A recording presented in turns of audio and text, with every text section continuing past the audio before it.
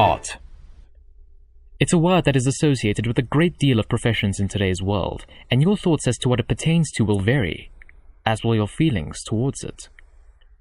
Some choose to admire art, to study it vigorously, to display their talents with glee or reluctance, and others might choose to deny art as being part of their lives.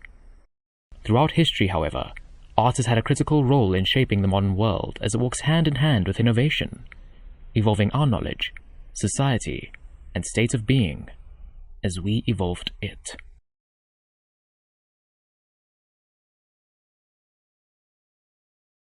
Let us begin near the edge of humanity, the Upper Paleolithic Age of man, a time when survival was the primary objective, with art serving this very purpose. Cave drawings were used as a way to recount events and the things that early man had treasured, one such thing being the hunt. While cave drawings had very little form or style to them, they perfectly illustrate how man thought during this era. Take this cave drawing, for instance. The beasts present are drawn dimensionally proportionate because man saw them as vital for his survival, while the human forms are especially flat and thoughtless in nature due to the underdeveloped sense of self of prehistoric man. Moving into the Neolithic era, humans begin to form settlements. Man uses art as a way to honor ancestors and as part of ritual practices, done by way of statues, totems, masks, and effigies. In both of the aforementioned eras, it could be argued that because these illustrations and designs were used as primal survival mechanisms, that they cannot be classified as art. However, it is worth considering that these eras laid the foundation for art as a whole, and thus they are worth mentioning and classifying as art.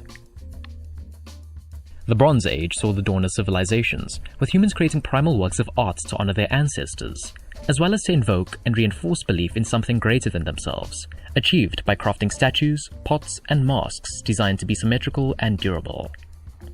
Additionally, literacy had begun to take root within certain civilizations, with hieroglyphics forming the basis for keeping records and communication in ancient Egypt. Considering that at their core, these were just symbols which were allotted meaning, it is theorized that this form of writing was a natural evolution of cave art to an extent. Despite being miles apart, the ancient Mayans of South America had developed a similar carving style, displaying figures and murals which served a similar purpose to hieroglyphics, but also led to the development of some of the first calendars used by civilization in place of using seasonal cycles to depict the passing of time. The ability to carve and sculpt are considered to be specialized skills in these societies, vital for ritualistic practices, recording data, expansion of societies, and consequently, how we're able to learn about them ourselves.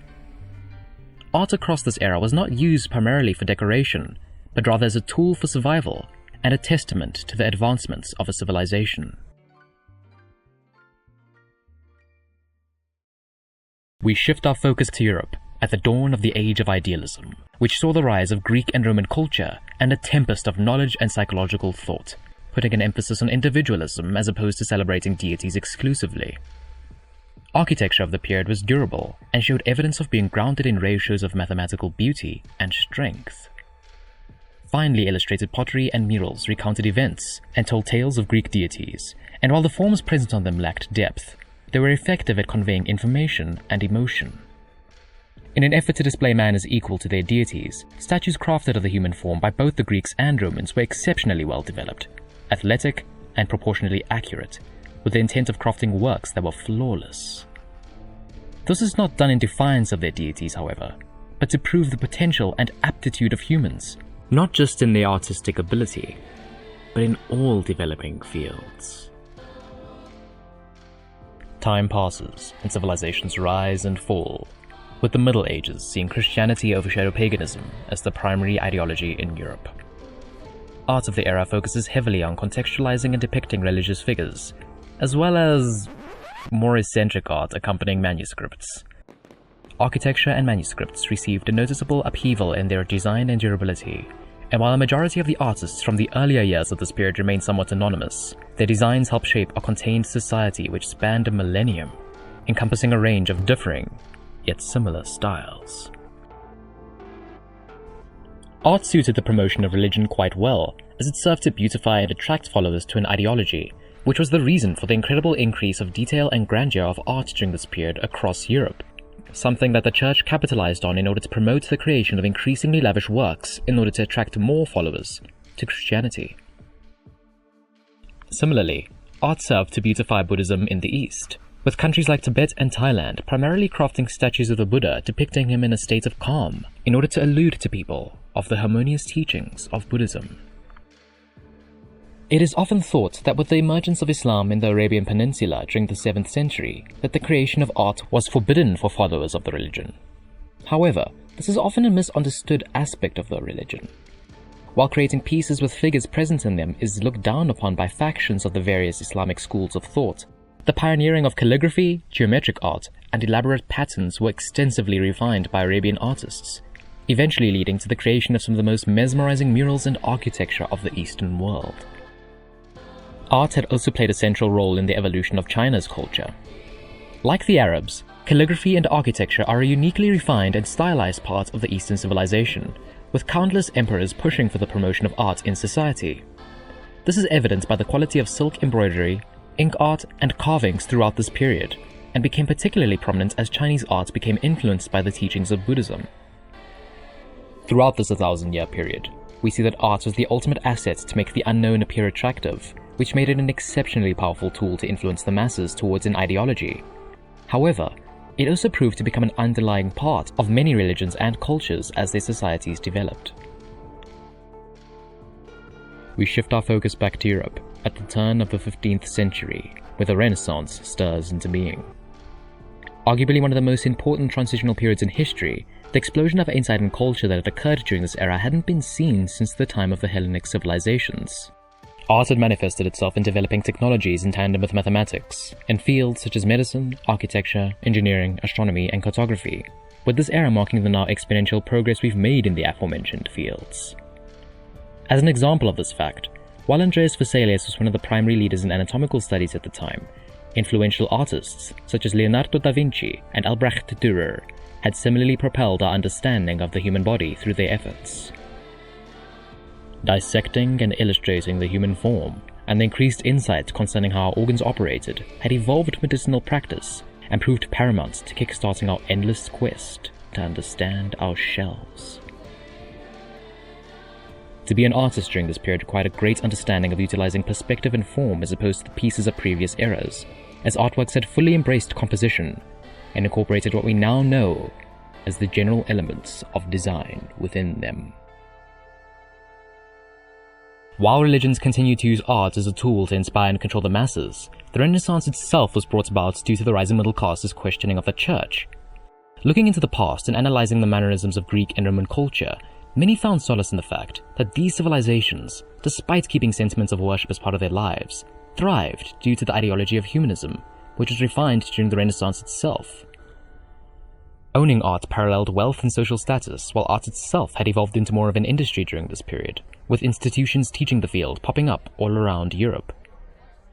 The emergence of the line concerning what it meant to be an artist as opposed to an architect or engineer was faint, but had begun to show itself, and one simply didn't hold the title of artist, but was a specialist in a particular field.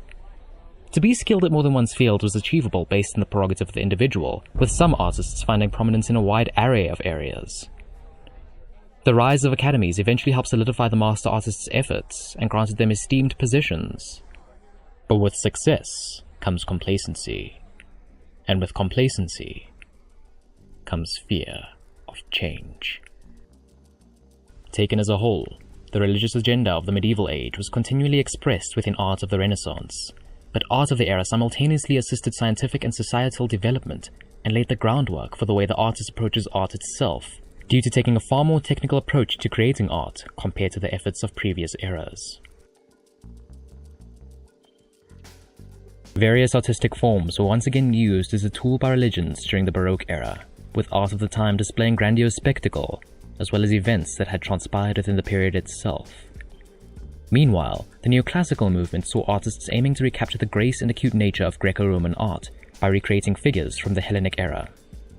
Art also saw its use as a political tool in order to show off the lives of the wealthy and influential, playing a vital role in instilling belief in figures like Napoleon, which saw art continue to be a highly effective tool for pushing an agenda. And at this point, the scale begins to tip. While European art in particular was largely used for political gain or to push a religious agenda, pieces had slowly begun to embrace human fragility, with some artists opting to display the subtle complexities concerning the seemingly simplistic mannerisms of human life, with the Romantic Age showing a further emphasis on the individual, nature, and the celebration of imagination, while the Impressionist movement focused on crafting saturated landscapes, flooded with stylized light and shadows, which not only proved to accentuate figures and the environments they inhabited, but elicit raw emotion from the observer at first glance, a contrast to the somber nature of the neoclassical style, which effectively used chiaroscuro and begs the observer to walk into the piece, decipher its message, and wonder a while.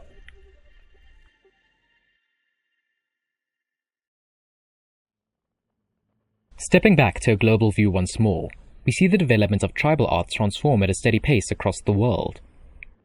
The Native Americans saw totems and pottery serve as an inherent part of their culture, with symbolism and style being influenced by the surroundings of a tribe. They were also incredibly efficient in how they dealt with aspects of their daily lives, with no portion of what they had at their disposal going to waste. For example, every part of a hunted animal was used effectively, and this resulted in the creation of simple, yet elaborate clothing, technologies, and ceremonial tools as a result of their practices.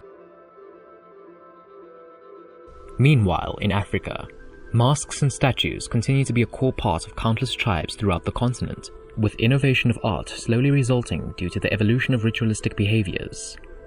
One of the most unique tribes in Africa, however, would be the Ndebele tribe of South Africa, which not only developed some of the most stylistically distinct African art, but intentionally fostered art as part of its very culture. Distinct geometric forms against stark, contrasting backgrounds forms the basis of the Ndebele style, which encompassed everything from the architecture, clothing, and tools of the people. While color has almost always had a role in drawing emotion in art, the Ndebele were one of the first Southern African tribes to specifically utilize a wide array of colors to convey specific meaning as part of their very lives.